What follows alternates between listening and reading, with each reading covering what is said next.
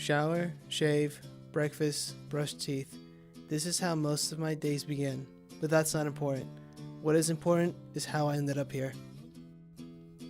About 20 years ago, I was at UC Santa Cruz, majoring in interactive entertainment and psychology. When I wasn't studying, I tried to grow my artistic abilities, writing and painting, whenever I can. After UC Santa Cruz, I used my connections to score an internship at Apple. Roomed up with some friends from UCSC, we worked all day, and at night we would make games. We weren't in it for the money. We were only looking to expand our portfolios and our experience in hopes that we'd go somewhere.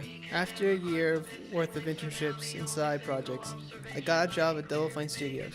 There I worked as a producer for the zany Tim Schafer and aided in the creation of crazy and original games.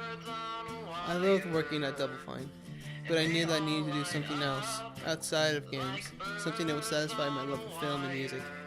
So I took a chance. I quit my job to focus on making a film. Funded by Kickstarter and fueled by coffee and ambition, I worked on an experimental film that showed how music is a companion in a person's life. The film was a joy to make, and when presented at film festivals, got the attention of some powerful investors and publishers.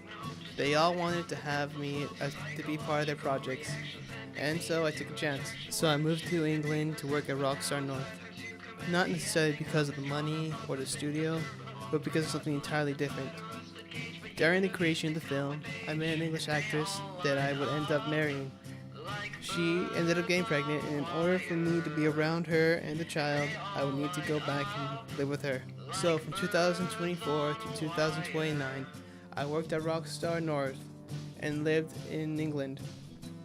I worked hard at pushing the boundaries of the gaming medium. In doing so, attracted some fame and fortune. After 5 years, I convinced the wife to move to the States, for the desire for something new had returned, and once again I was off to achieve it. In 2029, I moved to Washington to create my game studio.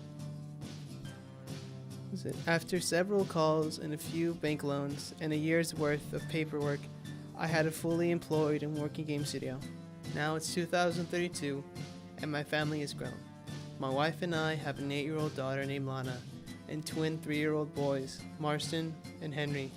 Today I head to a college to speak about my life accomplishments and struggles. If there is one thing I hope they would get out of my presentation, it would be to be persistent and to not give in to the fears and pressures of life.